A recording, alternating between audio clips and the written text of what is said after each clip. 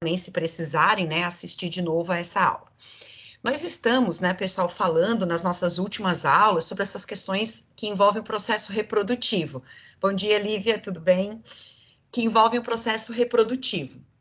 Então, a gente falou um pouquinho do sistema reprodutor masculino, sistema reprodutor feminino, e nós ainda vamos um pouquinho avançar ainda mais algumas aulas, né, falando sobre isso, assim, nas nossas aulas desta semana, né, eu vou estar falando sobre esses que estão aí atrás de mim, né, ó, que é a formação dos óvulos e a formação dos espermatozoides. De repente, alguém poderia falar assim, não, Clarice, mas a gente já sabe, né, os espermatozoides são formados nos testículos, os óvulos são formados nos ovários, sim, a gente já falou isso. Mas nós vamos entrar no processo mesmo de formação, sabe? Como acontece essa formação dos espermatozoides? Como acontece a formação do gameta feminino? E aí eu vou pedir para vocês, assim, uma tentativa, né, de realmente entender esse processo, porque terminando isso, né, esse assunto que envolve os processos reprodutivos, a gente parte para a genética. E o que é a genética? Se não a junção desses dois gametas, não é verdade? Quando a gente fala de genética, a gente está pensando nas características genéticas de um indivíduo, que vieram da onde? Vieram do processo de fecundação, que é a união, né, desse gameta masculino com esse gameta feminino. Então, quando a gente vai agora, né, falar para você desse processo de formação, é importante que você entenda esse processo de formação, porque muitos dos problemas genéticos são, sei lá, vamos dizer assim, acontecem, na verdade, né, no momento da fecundação, e alguns deles por causa da formação dos espermatozoides, por causa da formação desses óvulos, desses gametas, tá bom? Eu vou compartilhar um material aqui com vocês. Esse material tá lá no Coque Arquivos já para vocês, tá? Então, eu tento sempre, né? Às vezes eu esqueço, mas eu tento sempre liberar o material antes para vocês também estarem a par, tá certo, pessoal? Qualquer coisa, você pode mandar um recadinho ali no chat, tá? Ou então, né, se for o caso, pode abrir o microfone também, não tem problema algum, tá, pessoal? É só você se manifestar que a gente vai ajudando, tá? Então, assim, ó, só para você se organizar, né? Sempre assim, nessa primeira tela aqui não tem nada a não ser o número do livro e o capítulo, porque tem alunos que acompanham, né? Então, às vezes, para o aluno não se perder. Daí, nesse, então, que eu boto o que é efetivamente o nosso assunto, assim, né? Que é, nesse momento, gametogênese. Eu sempre tento falar para você prestar atenção nas palavrinhas, né? Gênese é formação e gametas são os gametas masculinos e os gametas femininos, certo? Então, esse processo de gametogênese inclui a formação do óvulo. Na verdade, na espécie humana, o gameta verdadeiro é o ovócito 2, mas aí a gente vai conversar sobre isso na sequência. Por enquanto, vamos poder, né, estar falando óvulo, não tem problema nenhum, tá, pessoal? Porque isso é bem particular da espécie humana, assim, se a gente pensar nos animais em geral, né, é óvulo e espermatozoide mesmo, tá? Que são os gametas, né? Óvulo verdadeiramente, assim, né? Na espécie humana é que tem esse diferencial. E aí a gente vai ter que entender algumas coisas do tipo, por que que esse óvulo é tão grande e esse espermatozoide é tão pequeno? Isso tem a ver com o processo de formação, essas coisinhas que a gente precisa conversar. Falar em gameta é pensar em reprodução sexuada. Reprodução sexuada tem exatamente essa vantagem, né, pessoal? O que é essa vantagem, Clarice? A diversidade, a variabilidade genética. Então, a ideia é exatamente essa. Por que é tão importante para os seres vivos em geral que ocorra esse processo de reprodução chamado de reprodução sexuada? Porque os indivíduos vão ser diferentes dos seus genitores. Mas por que eles são diferentes? Então, é isso que eu vou tentar mostrar para você. É que na formação dos gametas, já formam-se gametas diferentes. E se os gametas já são diferentes, mesmo que um casal, vamos pensar na espécie humana agora, que um casal tenha 10 filhos, o mesmo pai e a mesma mãe. O material genético do pai é o mesmo, da mãe é a mesma, não vai mudar ao longo da vida dessas pessoas. E eles têm 10 filhos, um filho diferente do outro. Por que um filho é diferente do outro se os pais são os mesmos? Porque os gametas são diferentes. Cada vez que o seu pai está lá formando gametas, um gameta é diferente do outro. Cada vez que a sua mãe forma gameta, um gameta é diferente do outro. Por isso, os indivíduos são diferentes, certo? Isso não é só na espécie humana, essa formação dos gametas, que ocorre pelo processo chamado de meiose, Ah, meiose de novo? A gente estudou ano passado, Clarice. Isso, a gente não vai estudar meiose de novo. Eu só vou citar a meiose, mas se você tiver dúvida, não lembrar algumas coisas que seriam importantes, você pode me perguntar, não tem problema, tá? Fiquem à vontade. O chat tá aqui do ladinho, tá? É só você ir me perguntando que vai aparecendo ali. E é aquela história, se às vezes eu demorar para responder, é porque qualquer coisa repete a pergunta, às vezes o chat subiu, eu nem vi, tá? Gametas são células haploide. Isso é uma característica importante, tá, pessoal? Eu tenho que conhecer essa informação. Haploide. De repente, alguém vai dizer para mim assim: ah, Clarice, célula haploide é célula N. E isso, perfeito, não tem problema. Só que você tem que entender o significado disso, né? Uma célula haploide é uma célula que tem um cromossomo de cada tipo, assim, tipo em relação a tamanho, posição do centrômero, essas são as características que a gente usa para diferenciar os cromossomos. Mas é claro, geneticamente eles têm informações diferentes também, obviamente, né? Mas aparentemente, né, eu diferencio um cromossomo do outro pelo tamanho. Por exemplo, eu vou fazer um cromossomo aqui, ó. Ah, esse aqui é um cromossomo, olha como ele é grandão. Vou fazer outro cromossomo, olha só, esse aqui é pequenininho, é um cromossomo diferente do outro já. Eu tô vendo a diferença pelo tamanho deles, certo? É claro que se o tamanho é diferente, gente, você tem que entender também que a informação genética escrita é diferente também. Porque daí, quando a gente trabalha a genética, a gente vai pensar no que está escrito nesse cromossomo, o que está escrito nesse outro cromossomo, tá? Por enquanto, a gente não chegou ainda na genética, mas a ideia é chegar nesse ponto. Então, as células, os gametas, são células haploide. Vão ter um cromossomo de cada tipo. Daí, quando junta, né, o gameta masculino com o gameta feminino, a gente passa a ter um indivíduo diploide, ou seja, a célula ovo ou zigoto, que é o resultado da fecundação, né? Ela é uma célula dita diploide, ou seja, 2N. Um N veio do óvulo, um N veio do espermatozoide. O que é o N? É o conjunto de cromossomos, sendo um diferente do outro. Tá certo? Qualquer coisa você vai me perguntando. E nós vamos começar, pessoal, apresentando para vocês a espermatogênese. Tá, não é tudo junto, não é tudo a mesma coisa? Não.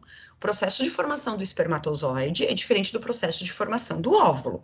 O local de formação já é diferente, né? Então, o processo também é diferente. O óvulo é bem diferente do espermatozoide, então é claro que na formação vai ter diferenças. Tem semelhanças? Tem muitas coisas que são semelhantes, mas também existem as diferenças. Então, nós vamos começar entendendo essa estrutura desse espermatozoide aí, que é uma célula, tá, pessoal? Isso é importante. Eu botei aqui alguns dados, esses valores numéricos ninguém precisa nunca decorar, obviamente, mas só para a gente pensar, né, que um homem adulto, né, não é no início da maturidade sexual, ele é capaz de produzir 100 milhões de espermatozoides todos os dias. Cara, você para pensar, o que é produzir 100 milhões de espermatozoides, de novas células, né? Todos os dias. É isso mesmo. É uma quantidade gigantesca. Se a gente for parar para pensar, né, na fisiologia como um todo, olha quanta energia se gasta na produção desses espermatozoides, certo? Quando é que começa efetivamente a produção desses espermatozoides? A produção, assim, deixando o espermatozoide prontinho, assim, do jeito que a gente imagina, do jeito que a gente pensa no espermatozoide, que eu acho que todo mundo, quando ouve eu falar espermatozoide, pensa nessa célula semelhante a isso que tá aqui, né? Ou então, às vezes, só uma coisinha assim ainda, né? Nem pensa que é uma célula, tá? Mas eu vou reforçar várias vezes, é uma célula, tem núcleo, tem organelas, tudo isso, tá? O homem, ele começa essa produção a partir da puberdade. A puberdade é quando, Clarice? Gente, a puberdade, ela varia. Tem meninos que entram na puberdade aos 11, outros entram aos 15. Cada um tem o seu tempo, certo? Mas é a partir da puberdade que começa a produção dos espermatozoides, lá no interior dos testículos, que é o processo que eu vou te mostrar, certo? E vai ficar produzindo espermatozoide até quando? Até o resto da vida? A produção de espermatozoides, ela inicia na puberdade e ela termina no fim da vida desse homem. É claro, a produção inicial é pequena, vai aumentando gradativamente, depois de uma certa idade vai diminuindo de novo. Não dá para a gente comparar, é claro, eu não vou esperar que um senhor de 90 anos esteja ainda produzindo 100 milhões de espermatozoides todos os dias, mas ele está produzindo espermatozoides, certo? A formação total do espermatozoide, assim, desde o início da sua formação até o final, até ele ficar prontinho, né, e ser liberado lá nos túbulos seminíferos, é aproximadamente 15 dias, assim, certo? Então, ele demora, todo esse processo que eu vou te falar aqui agora, etapa por etapa, demora em média 15 dias, certo? Mas todos os dias está acontecendo, não esquece disso. Todos os dias tem espermatozoides sendo formados lá nos túbulos seminíferos, esses espermatozoides vão ser armazenados no epidídimo e se tiver que sair do corpo do homem, vão passar por aqueles órgãos todos que a gente conversou em aulas passadas, certo? Tudo certo, pessoal? Qualquer coisa, me deem um toque aí, tá? Olha só, lá no interior dos testículos, lembra que no interior dos testículos estão os túbulos seminíferos, certo? Então, eu tô pensando lá nesses túbulos seminíferos, já vai aparecer uma imagem desses túbulos na sequência. Estão as células que a gente chama de células germinativas. Essas células germinativas são as células que vão formar os espermatozoides. Então, se elas vão formar os espermatozoides, não esquece, elas em si são células diploide ainda, certo? Elas têm cromossomos aos pares. Mas, moçada, não pode ter poucas células germinativas. Para pensar comigo. Eu disse para você que a partir da puberdade, 100 mil espermatozoides são formados todos os dias. Olha quantas células germinativas, então, vão ter que estar passando pelo processo de formação, o chamado espermatogênese, para formar esse montão de espermatozoides. Então, aí começa a história toda, que eu disse que vai durar em torno de 15 dias. O que é essa história toda? Essa história toda é que as células germinativas, elas precisam se multiplicar por mitose. Ó, presta atenção, tá? Mitose. O que é mitose? É quando uma célula origina outra com o mesmo material genético. Isso é mitose. E por que tem que acontecer muitas, na verdade, tá? Muitas mitoses, porque o homem vai produzir muitos espermatozoides ao longo da vida. Então, esse processo de multiplicação das células germinativas por mitose começam lá na puberdade e duram a vida inteira no homem e vai continuar acontecendo. Quando as células vão fazer os espermatozoides efetivamente, eu nem chamo mais essa célula de célula germinativa, eu dou um nome para ela, tá? Específico, assim. Eu chamo ela de espermatogônia. Mas eu vou, tá vendo que eu destaquei a expressão gônia e botei até em caixa alta, em negrito? Porque gônia é a célula que vai passar pelo processo de formação do gameta. Você ouviu o que eu falei? Do gameta. Se for na espermatogênese, eu vou chamar de espermatogônia. E se for na ovulogênese, eu vou chamar de ovogônia. Entende? Então, as gônias, lembra assim, as gônias. O que são as gônias? São as células que vão passar pelo processo de formação dos gametas. Essa gônia, antes de tudo, vai ter que passar por um processo de crescimento. Esse processo de crescimento é só um acúmulo de nutrientes. Olha na imagem que está aparecendo aí para você. Tá vendo que a gônia era diploide e essa célula que cresceu também é diploide. Ou seja, o material genético continua exatamente do jeito que era. O que aconteceu de diferente aqui? Acumulou nutrientes. Nutrientes para quê? Para formar a célula. Eu já disse para você, a vida do espermatozoide enquanto célula não é fácil. Ele tem que percorrer uma longa distância no corpo do homem, depois ele tem que entrar no corpo da mulher e ele tem que ter, então, nutrientes para sobreviver, certo? Pois muito bem. Quando a gônia cresceu, acumulou nutrientes, ela muda de nome. Ela passa a ser chamada de cito 1. O que é esse cito 1? Nesse caso aqui, é o espermatócito 1. Se fosse na ovulogênese, que eu vou te falar depois, é ovócito 1. Então, a gônia forma o cito 1. Viu? Vamos seguir nessa sequência. Sempre destacando essas expressões. Que daí, quando eu falar da ovulogênese, vai ficar mais fácil para você. Já vai pensando nesta sequência de células. As gônias vão passar pelo período de crescimento, acumular nutrientes. Se você quisesse pensar no que você já estudou no ano passado, eu diria para você que esse período de crescimento nada mais é do que a chamada intérfase. Você lembra que a célula tem a intérfase e a divisão, né? Essa é uma intérfase, então, certo? Ou interfase, né? Tanto faz, certo? Que é o período de preparação para a divisão, quando acumula os nutrientes, perfeito? O que vai acontecer agora com esse espermatócito 1? Vai sofrer a meiose. Meiose. O que acontece de importante na meiose? O que acontece de importante na meiose? Reduz o número de cromossomos. Só que aqui, pessoal, se prepara aí, que se você tiver alguma dúvida, você vai ter que me perguntar, tá? Lembra que eu disse, é importante. Se ocorrer uma falha aqui, agora, nesse processo da meiose, que vai originar os espermatozoides, vai gerar espermatozoide com cromossomo a mais, espermatozoide com cromossomo a menos, e aí começam a aparecer alguns problemas, tá bom? Então, fica ligado aqui. Meiose 1. Ó, você viu que eu fiz um pontilhadinho aí para separar. A gente fala como se fossem períodos. Período de multiplicação, mitose, mitose, mitose. Período de crescimento, acumula nutrientes. Daí vem o próximo período. Próximo período é quando ocorre a meiose. A primeira, ó, presta atenção aqui na imagem, ó. Primeira divisão da meiose. O espermatócito 1 sofre o que a gente chama de meiose 1. E daí forma duas células, que eu chamo de espermatócitos 2. Os espermatócitos 2 precisam passar pela meiose 2. Lembra que a meiose tem duas etapas? A primeira etapa, ela é reducional. Aqui você vai reduzir o número de cromossomos. E o que acontece na meiose 2? Na meiose 2, ela é equacional. Você vai separar as cromátides irmãs. Na meiose 1, você separou os pares de cromossomos. E na meiose 2, você separou as cromátides irmãs. Perfeito? Quando aconteceu a meiose 2, quem sofreu meiose 2? Os espermatócitos 2. Sofreram a meiose 2.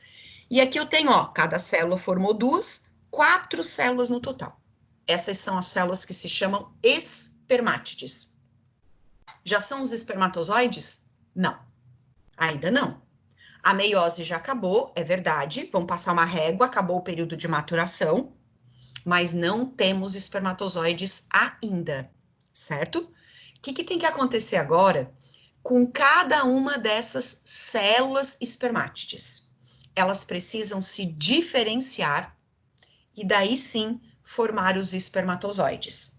A gente chama isso de período de diferenciação mesmo. Tá vendo que elas mudam de forma, adquirem flagelo? Eu já vou te mostrar o que está acontecendo aí, tá? Mas antes, pessoal, você vai preparar ali, vai se preparar para responder algumas coisinhas para mim no chat, tá? Mas antes de eu fazer as perguntinhas, eu vou apagar isso tudo que eu escrevi aqui para você poder enxergar o esquema melhor, tá?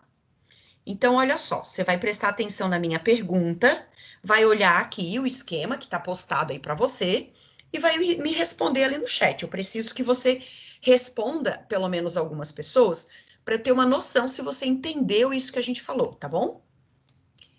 Eu vou falar para você assim, ó, que num determinado intervalo de tempo, o homem produziu 200 espermatozoides.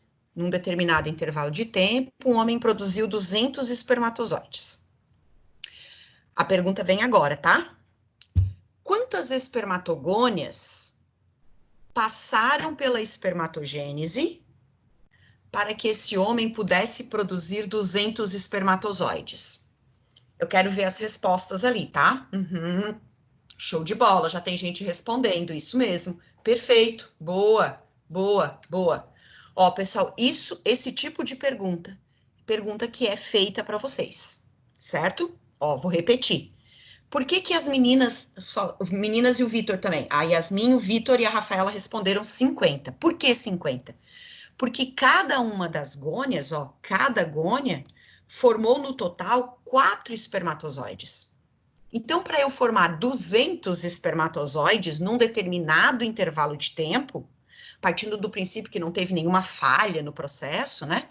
50 espermatogônias passaram por esse processo. Perfeito? Você prestou atenção que eu disse para você lá no início que o homem produz na casa, não é na casa dos 50, dos 200, é na casa dos 1000 espermatozoides. Então, olha quantas gônias precisam fazer isso o tempo inteiro. E quantas mitoses, então, tem que estar acontecendo? Você consegue pensar um pouquinho nisso? Se vai produzir 1000 espermatozoides, 2000 espermatozoides, 100.000 espermatozoides, quantas gônias precisariam? Muitas! Então, as mitoses aqui nesse período germinativo, elas são fundamentais para isso. Perfeito? Outra pergunta, diferente dessa. Presta atenção de novo, tá bom? Na espécie humana, vamos pensar na espécie humana, tá bom? Onde o número de cromossomos, eu vou escrever para, vai que as pessoas não tenham certeza, né? O número de cromossomos na espécie humana é 2N igual a 46 cromossomos, tá? Então tá, isso aqui é uma informação que é dada. Na espécie humana, quantos cromossomos tem nos espermatócitos 2? Vou esperar a resposta. Espermatócito 2 tem quantos cromossomos na espécie humana?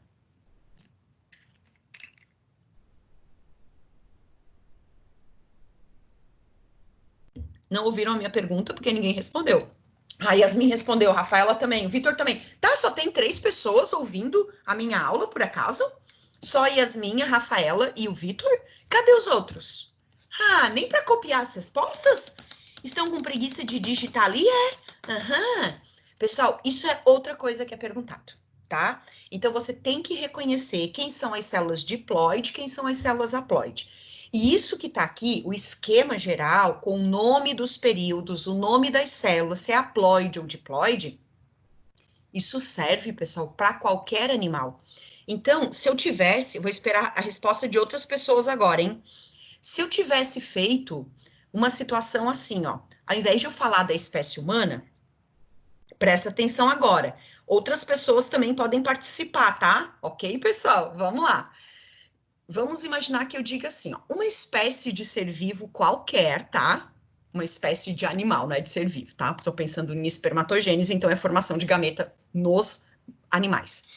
Numa espécie de animal, o número diploide de cromossomos é igual a 60. Vamos botar um número redondo que é mais fácil. 60. Quantos cromossomos tem no espermatócito 1 e nas espermátides, respectivamente? Ó, é no espermatócito 1 e na espermátide, respectivamente. Números na tela, no chat, por favor. 60 e 30, o Vitor colocou ali. Quem mais? Rafaela, Lívia, ó, mais alguém apareceu. Que bom, Paula, valeu, Eduardo também, muito bem, muito bem, muito bem. Isso. Então, pessoal, prestou atenção, olha só, você tem que ter uma ideia desse esquema, porque isso vai ser perguntado, tá? Quantas células são formadas? Tem outra que às vezes o aluno se perde também, quer ver? Vou fazer essa outra, tá? Essa outra que também é uma situação que faz o aluno muitas vezes se perder. Ó, vou de novo, tá? Vou pensar num homem de novo, espécie humana. Um homem formou 200 espermatozoides em 2 horas, tá? 200 espermatozoides, certo? Ficaram prontinhos lá, perfeito? Quantos espermatócitos 2 foram necessários para formar 200 espermatozoides? Fiz a pergunta. Alguém já respondeu rapidinho ali. 100. Perfeito. Ok? Então tem que cuidar. Se fosse espermatócito 1, seria 50. Mas se fosse espermatócito 2, já é só 100. E se fosse espermátides? Para formar 200 espermatozoides, quantas espermátides? Opa, alguém já respondeu aqui? 200. Isso mesmo. Então, sempre prestando atenção, ó. Gônia forma 4. Ócito 1 forma 4 também. Mas os ovócitos 2, ó, só formam 2. Cada ovócito, ó, desculpa, cada espermatócito. Cada espermatócito 2 só forma 2 espermatozoides, ó. Certo? Então, se eu for formar 200 espermatozoides, vai precisar de 100 espermatócitos 2. Cada espermátide só forma um espermatozoide. Perfeito? Então, para 200 espermatozoides, precisaria 200 espermátides. Ok, pessoal? Isso são questionamentos que são feitos para vocês, tá bom? E a questão de ser haploide ou diploide também, tá? Então, se você lembrar que o ócito 1 sofre meiose 1, a partir da meiose 1, todas as células vão ser haploide. E antes do ócito 1, inclusive ele, sempre diploide, tá bom?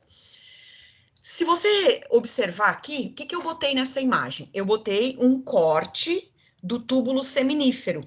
Ó, testículo, túbulo seminífero.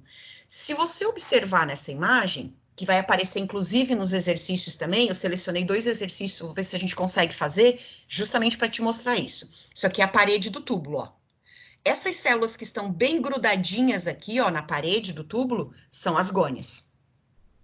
Diploide, elas precisam crescer. Quando elas crescem, elas viram os ócitos 1, que já estão um pouquinho mais para dentro desse tubo. Daí vai sofrer o ócito 1, né? Sofre a meiose 1 e forma o ócito 2, que sofre a meiose 2, forma as espermátides, que se diferenciam nos espermatozoides. Observa que o espermatozoide, ele já tá como se estivesse nadando mesmo, né? Ele já tá na luz do tubo. É isso que a gente chama, luz do tubo, ó. Tá aqui, ó, nesse miolinho branquinho aqui. Isso é a luz do tubo. Daqui, né, ele já vai para os epidídimos e fica ali até o momento de fazer a sua saída, tá? Então, em termos de estruturação, né, a formação dos espermatozoides ocorre desse jeito. Tá certo, pessoal? Perfeito. Bora para frente. Eu coloquei aqui separadinho, ó, para destacar algumas informações importantes. Posso chamar período de... Olha só, eu tinha dito para vocês lá naquelas fases, né? Certo? Período de multiplicação, período germinativo, período de proliferação, é tudo a mesma coisa. Volta, Clarice, volta que me perdi. Isso aqui, ó, tudo a mesma coisa. Posso chamar esse período que ocorre só mitose? Período de multiplicação, período germinativo, período... Todas essas denominações, multiplicação, proliferação, germinativo, tudo a mesma coisa, certo? O que acontece? Mitose, só mitose, certo? Nada de mais, além de formar muitas e muitas células diploide ainda. Nesse período de crescimento, acumula nutrientes, só acúmulo de nutrientes.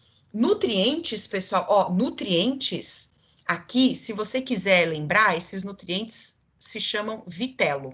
Ah, vitelo é aquilo que você estudou lá na embriologia. Isso mesmo. Nos óvulos, isso faz mais sentido ainda, tá? Mas é um período curto, por isso que o espermatozoide é pequeno, inclusive. Porque esse período aqui de crescimento, ele é um período realmente rápido aqui nesse processo. Daí o período de maturação que é o mais importante. Mais importante por quê? Porque se ocorrerem falhas, como eu disse para vocês, e se não separar os cromossomos corretamente? Um espermatozoide vai ter mais cromossomo, outro espermatozoide vai ter menos cromossomo. E se esse espermatozoide for o espermatozoide que fecundar o óvulo? Opa, daí vai formar um zigoto com cromossomos a mais ou um zigoto com cromossomos a menos. E isso acarreta, né, as chamadas alterações numéricas nos cromossomos, que são anomalias genéticas, isso, né? Uma pessoa portadora, por exemplo, da síndrome de Down, é uma pessoa que tem um cromossomo a mais nas células. De onde veio esse cromossomo a mais? Ou veio do óvulo, ou veio do espermatozoide. Veio de um dos 2 gametas. Então, houve uma falha durante a meiose na formação desse gameta, certo? Mas é isso que eu quero que você entenda. O fato de ter acontecido em uma meiose não quer dizer que vai acontecer em todas. Por isso que um casal normal, tem cromossomos lá, tudo certinho, pode ter filhos com anomalias numéricas nos cromossomos. Pode ter um filho com anomalia e o próximo filho não ter anomalia nenhuma. Porque cada situação, cada formação de gameta é uma nova formação, certo? Então, pode acontecer de, claro, gerar malformação em outras situações, mas normalmente é por acaso isso, tá? Ah, tá. Yasmin tá perguntando ali por que tá na vida intrauterina. O período de multiplicação, aqui, ó, o período de multiplicação, que é o de formação de mais células germinativas, é desde a vida intrauterina. Olha, de novo eu falo para você, para pensar quantas células germinativas tem que ter no interior dos testículos o tempo inteiro para formar esses milhões de espermatozoides. Não é a espermatogênese inteira que ocorre na vida intrauterina. É só esse período de multiplicação que já começa na vida intrauterina e continua, continua, continua. Na puberdade, daí vem as fases de crescimento, maturação e as fases de diferenciação. Tá bom, Yasmin? É só esse período aí que é a formação das novas células germinativas. Isso é a vida inteira mesmo. Tranquilo? Valeu. Obrigada até por ter perguntado, que eu nem tinha me tocado que podia gerar confusão ali, tá bom? E daí, por último, né, pessoal, a gente tem o período de diferenciação. Esse período de diferenciação, ele também pode ser chamado de espermiogênese. E daí aqui é outra coisa que às vezes o aluno se perde na nomenclatura. Olha só, espermatogênese é o processo inteiro. Multiplicação, crescimento, maturação e diferenciação. Espermiogênese, essa expressãozinha aqui, ó, é só para quando as espermátides se diferenciam em espermatozoides. O que que acontece neste período de importante? Algumas coisas que você precisa, tá, pessoal? Isso aqui também é outra coisa muito questionada de vocês, tá? Espermátide, uma célula qualquer. Eu destaquei aqui na espermátide, óbvio, as 3 organelas que são fundamentais nesse processo de espermiogênese ou diferenciação. Mas todas as outras organelas citoplasmáticas que você aprendeu no ano passado estão dentro da espermátide, certo? Mas vai acontecer algo importante em relação ao Golgi, às mitocôndrias e aos centríolos, certo? Que é o que eu vou te mostrar. Isso acontece quando mesmo? No período de diferenciação, na última etapa lá do processo. O complexo golgiense, aparelho de Golgi, sistema de Golgi ou só Golgi, gente, não faz muita diferença aqui pra gente, tá bom? O Golgi, ele vai ser responsável em formar uma estrutura que se chama acrossomo. O acrossomo, ele é nada mais e nada menos, gente, do que uma vesícula, ó, tá ele aqui, ó. Uma vesícula cheia de enzimas digestivas. Para que isso é importante? Quando o espermatozoide chega no óvulo, já é fecundação? Não, a gente já conversou sobre isso, né? O material genético, ó, aqui tá o núcleo, ó. O material genético desse espermatozoide precisa entrar no óvulo. Então daí o que acontece? Esse tal de acrossomo, que tem enzimas digestivas, abre a membrana do óvulo para que o material genético do espermatozoide consiga entrar. Ou seja, se o espermatozoide não tiver acrossomo, ele não consegue abrir a membrana do óvulo para que aconteça de fato a fecundação. Quem é que forma o acrossomo? O Golgi. Perfeito? A principal enzima presente aqui, eu vou escrever o nome dela aqui, tá? Ela se chama hialuronidase.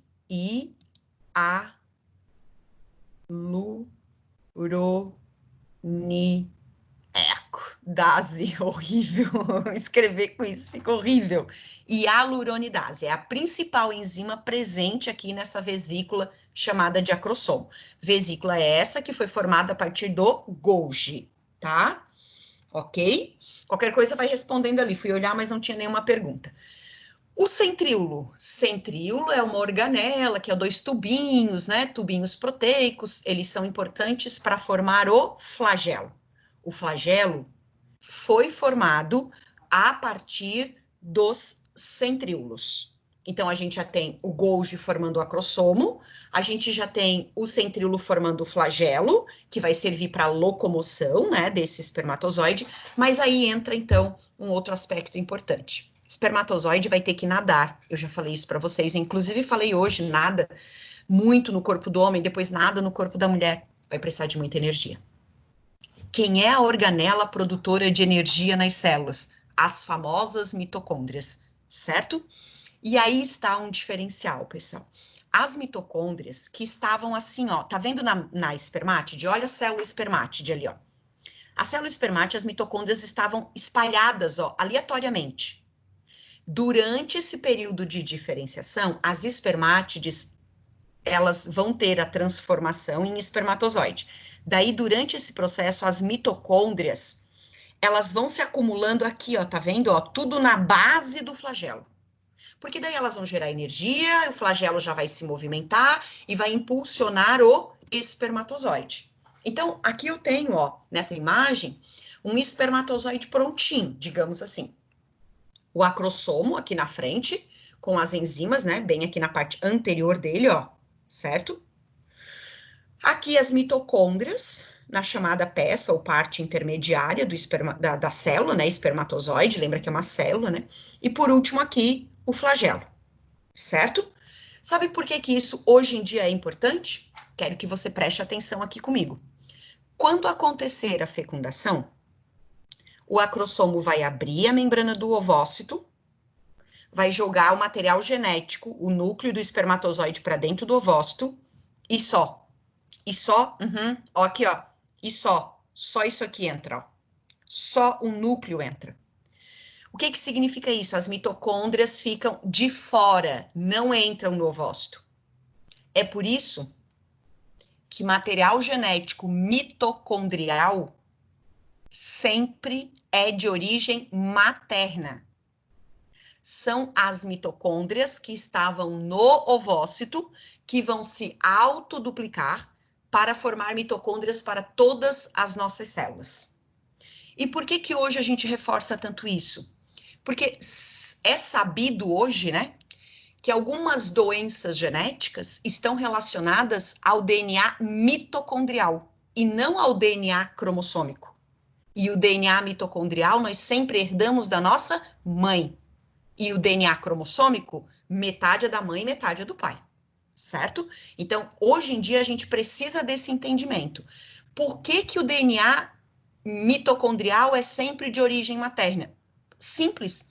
A localização das mitocôndrias no espermatozoide fazem com que essas mitocôndrias do espermatozoide não entrem durante o processo de fecundação. Então, se as mitocôndrias não entraram, todas as mitocôndrias que vão ter no zigoto vão ser as mitocôndrias que estavam no ovócito, certo? Tudo morre. A pergunta que foi feita aqui, ó, o que acontece com essas mitocôndrias? O mesmo que vai acontecer com todos os outros espermatozoides que chegaram lá no ovócito e não fizeram a fecundação. Todos vão morrer. Essa parte final aqui do espermatozoide que não entrou, degenera, tudo desintegra, tudo desmancha. Na verdade, né, pessoal, assim, ó, precisa, tá, que vários espermatozoides cheguem até o gameta feminino, porque daí todos vão liberando ali as enzimas digestivas, né, para abrir caminho na membrana do ovócito, perfeito? Mas a fecundação mesmo, né? Só pode ser material genético de um espermatozoide com material genético de um ovócito, certo? Não pode ser 2 gametas, tá bom? Então, tudo vai acabar morrendo, na verdade. A maior parte dos gametas formados, tanto gametas masculinos quanto gametas femininos, eles morrem, na verdade, né, pessoal?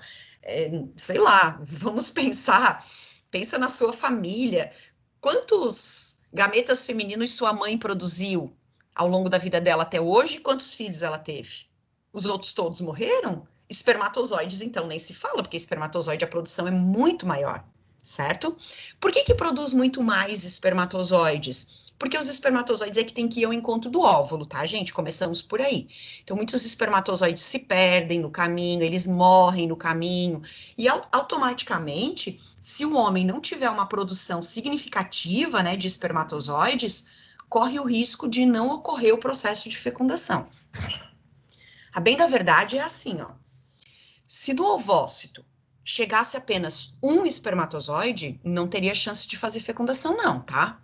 Por isso que eu disse, tem que chegar a vários, todos liberam enzimas digestivas, a membrana do ovócito vai ficando mais fraquinha, vamos dizer assim, vai sendo digerida, vai ficando mais fininha, até que um espermatozoide consegue jogar o seu material genético para dentro do ovócito. Daí vai acontecer a fecundação, tá bom? Aqui eu tenho, olha só, o processo inteiro, né? Como eu disse para vocês, ó, isso é importante, entender essa história da célula haploide, diploide, tá? Que uma gônia vai formar 4 espermatozoides. Aqui, ó, a estrutura, né, pessoal? As questões que eu separei para a gente conversar um pouquinho são justamente em relação a esse corte aqui, ó, que é sempre importante, tá? Para a gente entender o que está acontecendo nesse nível de túbulos seminíferos, que é dentro deles que os espermatozoides vão estar sendo formados. Tá certo? Lembra que os testículos, nos testículos, além da formação dos espermatozoides, ainda teremos a produção dos hormônios sexuais, a testosterona. Mas a testosterona não tem nada a ver com espermatogônia, com célula germinativa, são outras células dentro dos testículos, certo? Então, por exemplo, olha só, tá vendo essas células destacadas aqui, ó? Células de Sertoli, células de Leydig, são as células responsáveis em produção de hormônios daí. E as células germinativas é que vão virar as gônias, os ócitos 1, ócitos 2, espermátides e espermatozoides. Então, são células diferentes que têm funções diferentes dentro do mesmo órgão, que é o espermatozoide. Tá bom? Ok? Galera, isso aqui, ó, que eu tava falando para vocês, ó, que eu disse que eu queria que vocês entendessem, se tivessem qualquer dúvida, me perguntassem. Porque às vezes a dúvida do aluno é assim, ó. Esse aqui, ó, é o ócito 1, né, ó, ócito 1. Ele é diploide, formou ócito 2, que é haploide, e a espermátide e o espermatozoide também são haploides. Porque aqui na meiose 1, eu separei os pares de cromossomos. E na meiose 2, eu separo as cromátides irmãs, tá? Então, essa é a diferença que a gente precisa ter bem claro. Tá bom, gente? Ok? Bora lá, então? Vamos conversar um pouquinho de algumas questões, se ninguém botou nenhuma dúvida, então eu acredito que tá tudo certo, assim. Eu peguei aqui 2 questões do livro de vocês, tá? Do material de vocês. É a questão 15, que a gente vai conversar um pouquinho, e eu vou querer que vocês respondam ali, tá? Então eu vou dar um tempinho para você responder, ó. As regiões 1, 2, 3 e 4 do corte histológico a seguir de um testículo humano normal. Responda as questões. Então, você vai olhar aqui as imagens e vai responder. Letra A, vamos começar uma coisa de cada vez, tá? Vamos conversar um pouquinho sobre o A, depois para o B e assim por diante. As regiões 1, 2 e 3. 1, 2 e 3, ó. 1, 2 e 3. Estão evidenciando qual componente do testículo? Responda aí para mim, por favor. Vou esperar um pouquinho você responder ali no chat. Eu preciso que você aprenda a olhar no esquema e interpretá-lo.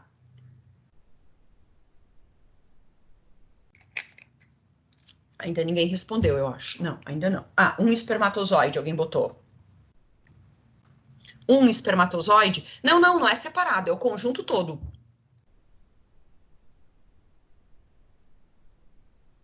Qual componente do... Isso, os túbulos seminíferos. Perfeito. Opa, desculpa.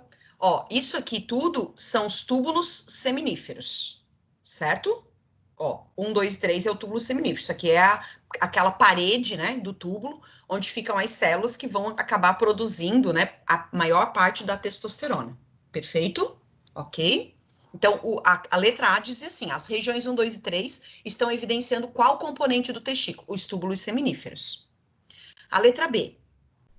A etapa final da gametogênese está representada por qual número? A etapa final está representada por qual número? Essa é bem fácil. Vou esperar um pouquinho, você olha o esquema e responde ali para mim. Isso, perfeito. Aqui, né, ó, isso aqui, ó, é essa, opa, cadê o mouse? Aqui. Isso aqui é o período de diferenciação, que é a etapa final na formação do gameta masculino. Perfeito. Agora, olha, presta atenção. Quantos cromossomos tem cada célula presente na região 3? Vou esperar agora. Lembra que é de um testículo humano, tá? Tá escrito ali em cima, ó. É de um testículo humano. Quantos cromossomos tem ali? Ó, a etapa 3, isso aqui, ó, está evidenciando as gônias. Lembra que na parede do tubo, bem na parede, são gônias. Quantos cromossomos tem nas gônias? Prestou atenção? 46. Isso mesmo, 46. Aqui no 2, por que ele deixou o 2 assim? Porque aqui estaria acontecendo a meiose 1, a meiose 2, a gente não tem como ver exatamente, né, nesse esquema. Então, não dá para perguntar muito. No 1, ele poderia perguntar também, ó, aqui eram as gônias, de certeza, então tem 46 cromossomos. O 1 já são os espermatozoides, daí aqui sim são 23. Agora aqui não dá para ver direito quem é o espermatócito 1, quem é o espermatócito 2, né? Porque aqui até dá para ver, ó, uma divisão, tal, mas fica meio duvidoso, então não dá para perguntar. Tranquilo, pessoal? Uhum. Na letra D, diz assim, ó, cite o nome da célula produtora de testosterona e o número correspondente à região onde ela se encontra. A região onde ela se encontra, aqui na representação, é essa região 4, que são as células de Leydig, né, principalmente, certo? Produtoras de testosterona. Vai aparecer aqui para você, ó, as informações, tá? As respostas, se depois você quiser dar uma olhadinha, né, dar uma conferida e tal, certo? Para ter certeza, ok? E daí tem outra questão, que segue praticamente a mesma ideia. Olha só, tá vendo? Por isso que eu disse, eu tenho que mostrar para você essas questões, porque você tem que perceber isso acontecendo, tá? É importante. Observe o esquema a seguir, que representa uma secção de uma região do testículo humano. De novo, ó, do testículo humano, certo? Com base no esquema e seus conhecimentos sobre o assunto, cite o número total de cromossomos existentes nas células indicadas pelos números 1, ó, lá em cima, e 4. Não é A4, que às vezes o aluno vai fazer A1, A2, A3, A4, todas. Não. É só A1, que é o espermatozoide, quantos cromossomos, e A4, que é a gônia. Entende? Essas duas, você não pode ter dúvida. Porque a 4, olha só, tá grudada na parede. Então, é a gônia. E a 1, você está vendo que é o espermatozoide já. Então, a gônia tem 46, certo? E o espermatozoide tem 23, certo? Ok? Uma das funções das células indicadas pelos números 5 e 6, ó, células 5 e 6, tá vendo essas células soltas aqui? Produção de hormônios, certo? Ok? Galera, eu tenho que encerrar, já deu meu horário aqui, desculpa aí, mas tá a resposta aqui também, e depois, olha só, eu selecionei aqui também alguns exercícios extras para você fazer, tá? Deixa eu só encerrar, depois se alguém tiver alguma dúvida, eu volto, tá? Eu só preciso encerrar aqui para poder fazer uma listinha aqui de presença também, tá? Então, só para antes do pessoal começar a sair, tá? Senão daqui a pouco o pessoal começa a sair, daí eu me perco. Vou parar aqui também essa gravação, e daí assim, ó, quem quiser